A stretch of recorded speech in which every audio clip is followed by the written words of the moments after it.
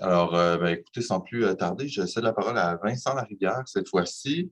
Donc, il devait avoir avec lui sa collaboratrice Kassidy Sugimoto, qui ne peut pas malheureusement être avec nous aujourd'hui, mais sur le même mode que les autres. On fera en sorte d'interagir entre nous, puis il me rassure et ça suscitera, j'en suis sûr, la discussion. Donc, une présentation qui a pour titre « Une urgence en chasse une autre, diffusion des connaissances sur la COVID et sur les objectifs de développement durable ». Donc, je te confirme qu'on voit tout très bien. Alors, Vincent, Ouais. c'est à toi.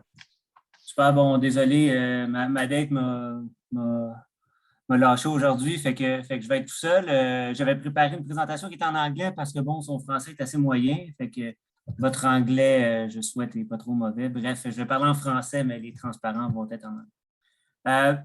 Donc, l'année passée, on avait parlé un peu de pandémie de diffusion des connaissances, on avait parlé de place des femmes en sciences. On va un peu faire la même chose, mais on va en fait contraster ça, surtout dans la première partie de la présentation sur la diffusion des connaissances, avec ce qui se fait sur les changements climatiques. Donc, commencer par le libre accès. Ensuite, je vais parler de la croissance des prix de publication, puis de certaines analyses qui sont sorties, qui sont, je pense, assez intéressantes.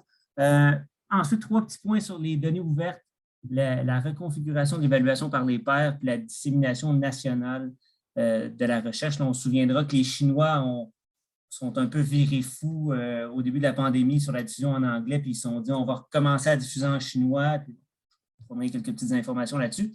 Puis enfin, on va conclure avec des nouvelles analyses qui sont sorties sur la place des femmes en sciences qui n'émanent pas de mon labo. J'aurais bien aimé ça que ce soit le cas, mais ce n'est pas le cas. C'est assez bien.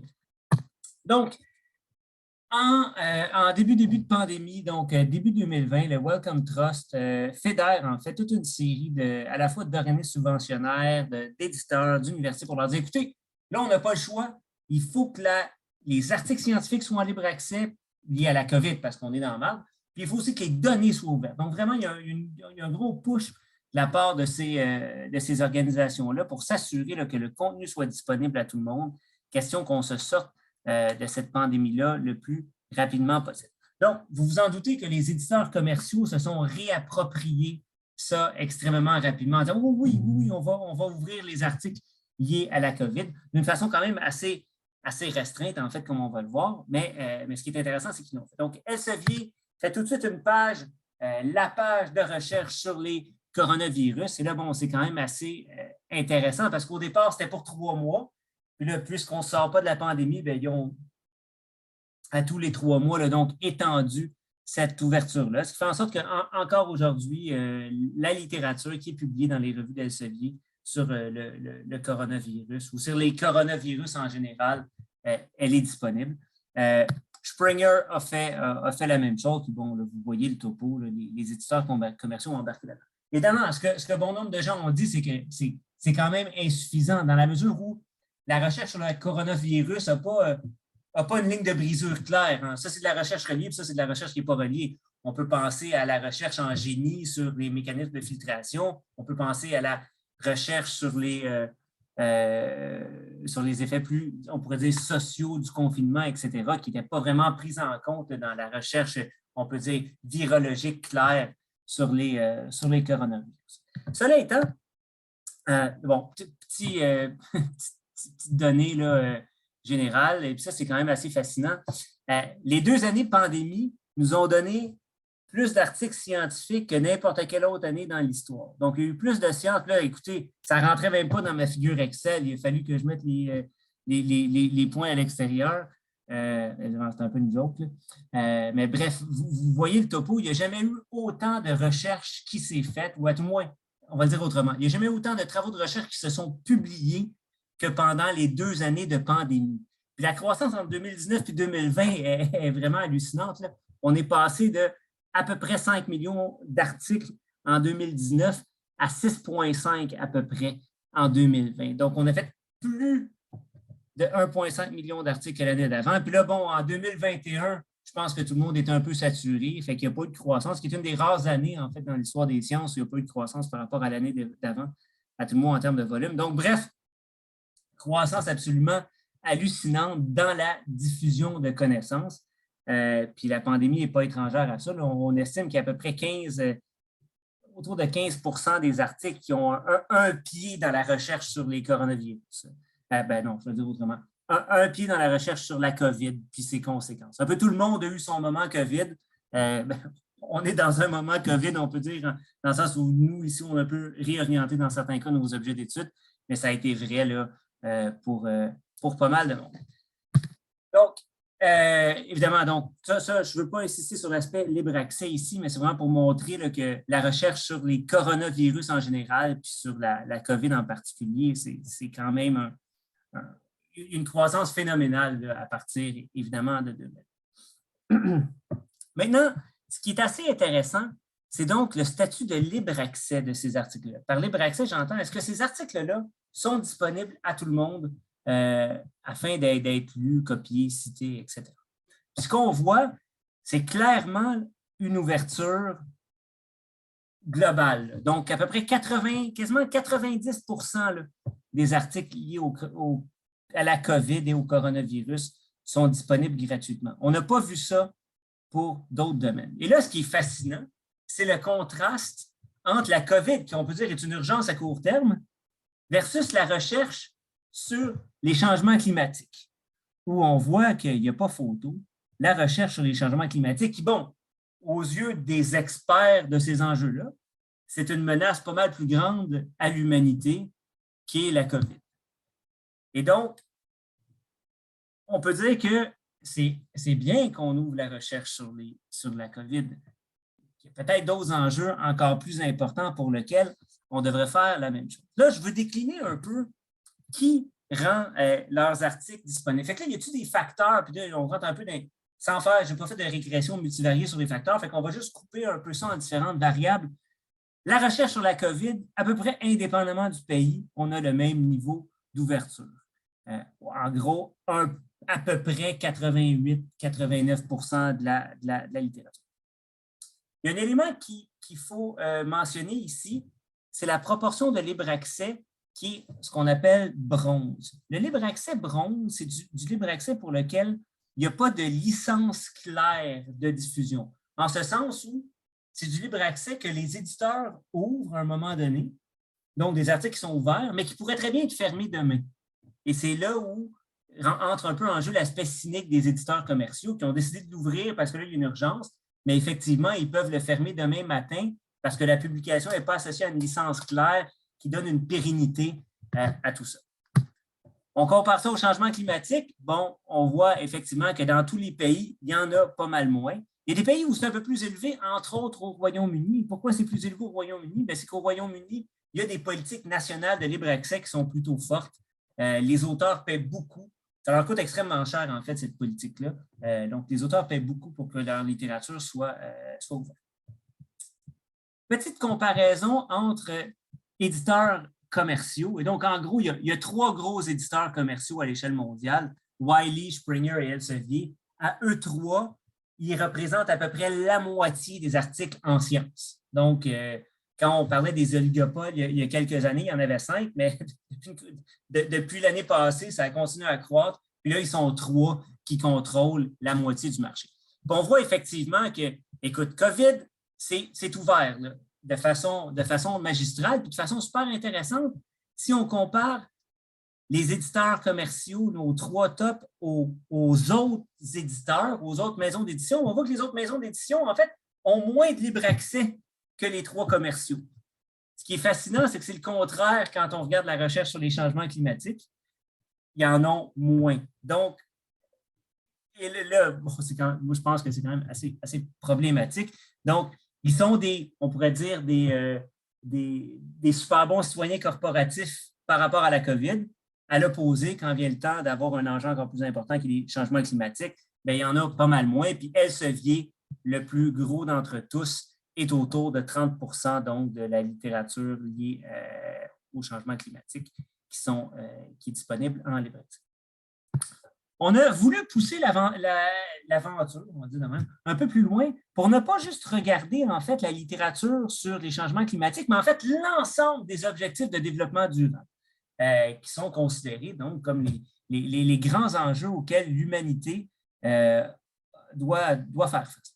Premier résultat intéressant, bien, il y a une croissance du libre accès dans la recherche sur les objectifs de développement durable. Donc, on peut dire que globalement, c'est une bonne nouvelle. Maintenant, en moyenne, on est à un peu plus que 50 %. Donc, voir le verre à moitié plein, mais évidemment, il y en a encore une grosse proportion qui est fermée. Maintenant, bon, et là, je vais me faire une petite remarque méthodologique parce que bon, mes collègues ont quand même parlé un peu de métaux aujourd'hui. La définition de la recherche sur les objectifs sur le développement durable est extrêmement difficile. Autrement dit, définir des domaines comme, par exemple, gender equality, bon, c'est peut-être un peu plus facile. Même chose pour clean water, mais good health and well-being, là, vous vous doutez que ça inclut à peu près tout ce qui a un orteil dans le domaine de la santé. Peace, justice and strong institutions, bon, c'est aussi quand même relativement difficile à définir. Donc, autrement dit, les travaux bibliométriques en ce moment sur la définition des sous-ensembles de recherche sur les ODD, les objectifs de développement durable, ont en fait, il n'y a à peu près pas de relation. Quand on fait des diagrammes de Venn entre la méthode de Pierrette sur la définition du domaine B et la méthode de Jean-Guy, il n'y a pas de superposition. Donc, il faut prendre ces chiffres-là, malheureusement, avec certaines réserves. Les chiffres que j'ai ici, c'est ceux qui sont à partir de la définition de Dimensions, qui est une de ces sources de données-là. Mais en ce moment, il y a un gros débat sur comment peut-on définir la recherche sur ce domaine. Un autre domaine qui est fascinant, c'est la vie sur Terre. Hein? Donc, qu'est-ce qui ne touche pas à la vie sur Terre? On pourrait dire qu'il y a peut-être juste la philosophie. Mais bon, on peut débattre de tout ça. La vie ou les exoplanètes ou quoi que ce soit. Bref, il y a encore du chemin à faire là-dessus. Et là, bon, petite comparaison encore là, sur nos éditeurs commerciaux. Puis là, encore là, c'est fascinant. Autant les autres éditeurs que ces trois-là avaient moins de libre accès quand on regardait la COVID, bien, quand on regarde les autres domaines, bien, il y en a bien davantage. Donc, on a un enjeu ici d'accès aux connaissances qui est extrêmement important. Il y a des enjeux probablement plus dramatiques que la COVID, même si la COVID, ça demeure quelque chose d'important. Puis on voit très bien la stratégie de marketing, en fait, des éditeurs commerciaux qui ont mis, en fait, compte tenu qu'il y avait le spotlight sur la recherche sur la COVID, ils se sont servis de ça pour aller se chercher, comme on dit en bon français, du crédit de rue, du street credit ou du capital symbolique en termes bourdieusiens, tout en ne donnant pas accès à d'autres articles qui sont extrêmement importants. Je poursuis. Donc, on a eu une subvention avec Cassidy justement pour étudier ces enjeux-là. Donc, ces résultats-là ont été présentés dans une conférence à l'ONU il y a à peu près 6 mois. Et là, il y a des gens d'Open Society qui ont dit, bon, écoutez, vous devez étudier ça davantage. Et donc, on a toute une série de questions auxquelles il faut qu'on réponde sur, d'une part, ces changements-là chez les éditeurs commerciaux. Essayer d'aller voir, en fait, à quel moment dans le temps ils ont décidé d'ouvrir et de fermer les articles. Leurs usages des preprints, des prépublications, dont je vais en parler dans quelques instants. Essayez de voir aussi certains effets peut-être pervers de l'usage de ces prépublications-là. Et puis, enfin, là, essayer de documenter là, encore plus en profondeur là, ce qu'on a vu là, de façon un peu superficielle sur les objectifs de développement durable. Donc, prépublication, ce qui est assez intéressant, c'est que la course à la publication, puis surtout, en fait, la course aux résultats de la recherche, donc on avait besoin de résultats assez rapides, puis je dirais qu'on en a encore besoin, a fait en sorte que bon nombre de chercheurs ont décidé donc de publier leurs articles en ligne avant même qu'ils soient publiés dans la revue. Donc, s'assurer qu'il y a une diffusion immédiate des résultats de recherche. Il y a eu une certaine résistance de la part de la communauté quant à est-ce que ces résultats-là sont valides parce qu'ils n'ont pas encore été évalués par les pairs, etc. Et il y a une étude qui a été faite, puis là, je passe directement à ces résultats-là parce que je pense qu'ils sont extrêmement importants sur la différence de contenu entre la prépublication et puis l'article publié. Donc, on a des jeux de données substantiels sur les articles qui ont été soumis en tant que prépublication puis qui ensuite ont été publiés dans une revue savante. Et qu'est-ce qu'on voit? On voit qu'il y a à peu près pas de différence. Donc, la majorité des articles n'ont aucun changement significatif. Il y a à peu près 15 à 20 % d'articles qui ont les figures réarrangées. On change l'ordre. Puis il y a à peu près 20 des articles, puis disons qu'on ajoute jusqu'à 25 là, qui ont à la fois du contenu significatif ajouté ou du contenu significatif qui a été enlevé. Mais à peu près à 75 là, c'est à peu près la même chose entre la prépublication et puis l'article publié. Ce qui nous rappelle que l'évaluation par les pairs, donc, ne change pas dramatiquement les manuscrits. Ça sert surtout comme mécanisme de filtre. Et donc, votre article scientifique, il est accepté dans Nature ou il est accepté dans la Revue canadienne de physique, ce qui lui donne une visibilité différente. Puis aux yeux de la communauté, on peut dire une véracité qui est différente. Mais essentiellement, l'article ne changera pas de façon transcendantale. Puis ça, c'est un argument, à mon avis, très fort sur le fait que les prépublications, on doit s'en servir. Évidemment, particulièrement en tant que chercheur, pour les journalistes scientifiques, pour le grand public, ça amène des enjeux différents. Mais dans mon domaine, je peux très bien juger de n'importe quel article qui a été évalué ou non, parce que justement, je suis un pair qui évalue des articles, donc je suis capable de faire ce travail-là. Puis ça semble, de façon fonctionnelle, ce qu'on voit, puis bon, fiez-vous pas à la drop de 2021 parce que l'année n'était pas complète quand j'ai sorti ces chiffres-là. Ce qu'on voit, c'est que la communauté scientifique cite de plus en plus les prépublications. Il y a eu des débats dans certaines revues médicales où on dit « Ah non, non, non, on ne peut pas citer ça. » Tranquillement, pas vite, les usages ont fait que les gens qui étaient plus réfractaires ont été convaincus que justement ces documents-là peuvent être cités. Je poursuis sur les données ouvertes. Donc, contrairement à l'ouverture aux articles scientifiques, on voit que la question des données ouvertes demeure encore, disons, beaucoup moins consensuelle, en fait, dans la communauté. Alors que le libre accès n'amène que des bénéfices individuels et collectifs, l'ouverture des données, c'est assez clair que ça amène des bénéfices collectifs, mais les bénéfices individuels sont un peu moins grands. Puis même, il y a des gens qui voient des désavantages en ce sens où leurs données vont être scrutées un peu plus à la loupe, ça les rend mal à l'aise. Puis aussi, ils ne peuvent pas on peut dire, leur presser le citron peut-être autant. Ils peuvent se faire peut-être, disons, scooper, pour le dire en bon français. Bon, ça, c'est des données qu'on a tirées de medRxiv. Donc, c'est les membres de la communauté scientifique qui sont déjà les plus, disons, progressistes là, dans leur pratique de diffusion. Même là, la majorité des articles ont soit une disponibilité conditionnelle des données ou simplement les données ne sont pas disponibles. Donc, il y a encore beaucoup, beaucoup de travail sur l'accès aux données, même lorsque les manuscrits sont liés à la pandémie. Bon, le temps file, puis je ne veux pas trop empiéter, fait que je vais passer rapidement sur l'évaluation par les pairs pour peut-être donner des petites nouvelles en direct de Chine sur vraiment les effets, disons, pratiquement 2 ans là, après de ces politiques-là. Donc, pour revenir 2 ans en arrière, les premiers papiers sur la COVID qui viennent de Chine ont été écrits en anglais plutôt qu'en chinois, ce qui a eu des conséquences sur on pourrait dire, les gens en première ligne en Chine. Donc, autrement dit, la première équipe qui était là à Wuhan pour essayer de comprendre un peu c'était quoi cette pneumonie-là bizarre qui sortait, plutôt que d'écrire un papier en chinois pour informer la communauté médicale du pays, a écrit un papier dans le New England Journal of Medicine. Pourquoi? Parce que c'était ça qu'on les avait drillés à faire depuis des décennies.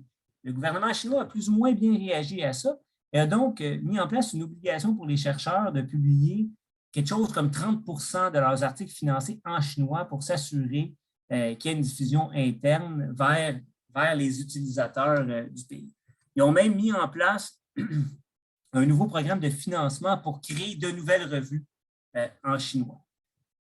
À date, il n'y a à peu près rien qui est émergé de ça. Les pratiques de diffusion n'ont pas énormément changé. En parallèle avec ça, on a rendu supposément illégal les primes à la publication là, qui pouvaient atteindre là, quelque chose comme 150 000 US pour un papier dans Science ou dans Nature.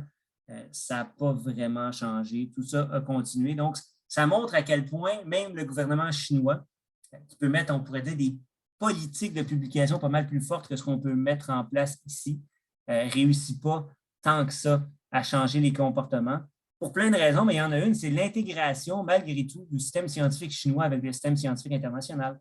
Même si la Chine, ce n'est pas le pays qui collabore le plus à l'international, il y a quand même un 25-30 de leurs articles qui est écrit avec des partenaires étrangers. Ce qui veut dire que là, même le pays n'est pas capable de complètement transformer les politiques de diffusion de leur communauté.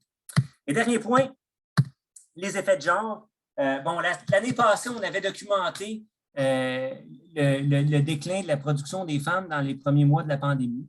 Et ce qu'on voit dans les données, c'est que c'est des effets qui ont été en grande partie temporaires, en ce sens où il y a eu, on peut dire, une réorientation. Puis on peut dire que l'effet, en fait, a été en grande partie dû au fait que les hommes ont été plus susceptibles de commencer des nouveaux projets dans la pandémie et donc de publier davantage, alors que les femmes ont baissé un petit peu, ce qui fait qu'en termes relatifs, on a vu un fossé qui était pas mal plus grand.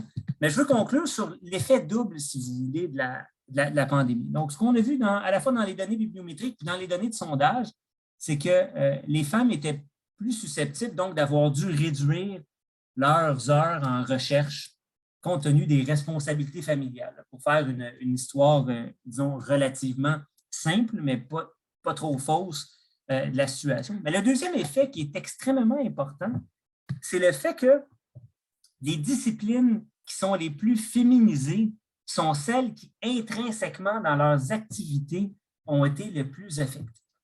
Donc, ce que vous avez ici, c'est la diminution de temps de recherche par discipline. C'est quoi les disciplines où il y a eu une diminution plus faible? C'est essentiellement des disciplines où on peut très bien travailler de la maison. Des disciplines comme les maths, l'informatique, l'économie, où il y a des bases de données en ligne, il y a des ordinateurs, tu es dans le confort de ton foyer, ça ne change pas grand-chose que tu ne puisses pas aller au bureau. Puis ça donne à être des disciplines qui sont, dans le cas de MathStat, il y a à peu près 15 de femmes, informatique, c'est la même affaire, économie, tu es peut-être à 22, 23, puis physique, tu es autour de 20 %. Donc, les disciplines plus masculines ont été moins affectées. À l'opposé, vous avez des disciplines de labo, vous avez des disciplines de terrain, genre sciences de l'éducation, où effectivement, il n'y a pas de travail quali qui peut être fait, pas d'entrevue. Si tu devais aller faire de l'observation dans des classes, tu ne pouvais plus le faire. Si tu étais en biologie et tu devais aller faire un travail de terrain en Amérique du Sud, ça a été annulé. Fait que c'est là où la pénalité, elle est double, puis c'est des trucs qui vont être quand même assez difficiles à attraper. Donc, le fait que les responsabilités familiales ont été plus grandes, puis à la fois le fait que les disciplines, intrinsèquement, par leur nature, ont été un peu plus affectées. Écoutez, je m'arrête ici. Je ne commenterai pas mes propres slides, mais gênez-vous pas si vous avez des questions ou commentaires. Merci beaucoup, Vincent, pour cette présentation. Donc, on a bien, en tout cas, pour ma part, j'ai bien vu, malgré la langue anglaise, qui est toute pardonnée, bien sûr.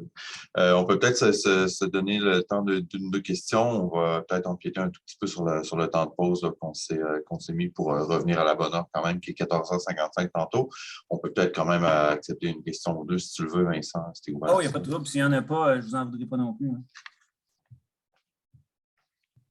Oui, Julien. J'ai une question candide sur cette question de la diffusion ouverte. Je sais qu'il y a plein d'autres enjeux, mais qu'est-ce qu'on sait de l'effet de la publication libre sur la diffusion, sur l'utilisation dans le champ scientifique ou ailleurs? Est-ce que vraiment, dans le fond, qu'est-ce qu'on sait du gain en termes de diffusion? Écoute, pour le champ scientifique, c'est assez clair. Donc, les articles qui sont disponibles en libre accès ont un usage, on peut dire, plus global. Et ça a été montré dès 2008, il y a eu un papier là-dessus, puis il y en a d'autres qui sont sortis dernièrement. Donc, autrement dit, les pays du Sud ne sont pas capables de s'abonner à Elsevier. Si l'UDM et l'UQAM n'est pas capable de se payer les abonnements, bien, les pays du Sud ne sont pas capables non plus. Donc, il y a un usage global qui est plus élevé. Ce qui amène aussi pour des individus, on peut dire des taux de citation. C'est pour ça que je disais les bénéfices individuels et collectifs sont plus grands. Maintenant, est-ce que le grand public va sur le site de Nature ou de Science pour se downloader des articles le samedi? Évidemment, la réponse est non. Par contre, les cabinets de médecins, les journalistes scientifiques, évidemment, ne sont pas capables d'accéder à la littérature qui n'est pas en libre accès. Donc, on peut dire que le grand public bénéficie de ça indirectement. Même si ce n'est pas des utilisateurs directs de ces connaissances-là, il y a des intermédiaires qui sont cruciaux, donc que ce soit les journalistes scientifiques puis différents corps professionnels que la seule littérature à laquelle ils vont avoir accès, c'est ce qui est en libre accès. Écoutez, le papier que vous voulez, qui est 40$ sur le site de Springer, là, vous ne le payez pas si vous êtes dans ce milieu-là. Fait que vous en trouvez un autre qui est peut-être moins bon, qui n'est peut-être pas exactement ce que vous voulez. Le gros problème économique, c'est qu'il n'y a pas de bien de substitution en réalité. Si je ne suis pas capable de me payer le papier de Julien, je ne peux pas prendre celui de François parce que ce n'est pas le même contenu. C'est vrai à l'échelle des articles, c'est vrai à l'échelle des revues. Tu ne peux pas dire je me désabonne à Science puis je m'abonne au petit débrouillard. Il n'y a pas d'équivalence, là.